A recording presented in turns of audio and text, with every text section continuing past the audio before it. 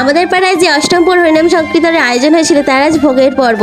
আর ভোগের পর্ব মানে শেষ পর্ব। দেখো বন্ধুরা, এদিকে ধুনো পড়া চলছিল। আমার মেয়ে দাদুর হাত ধরে দাঁড়িয়ে আছে। কত ভক্তমণ্ডলী মায়ের এসেছে বা ভক্তরা এসেছে। চলো তোমাদের একটু ঘুরিয়ে দেখাই আমাদের এখানে কি কি হয়। বা মেলা বসেছে, দেখো এখানে ফুচকা, আইসক্রিম আর গাড়ি বা বাচ্চাদের সমস্ত খেলনার দোকান।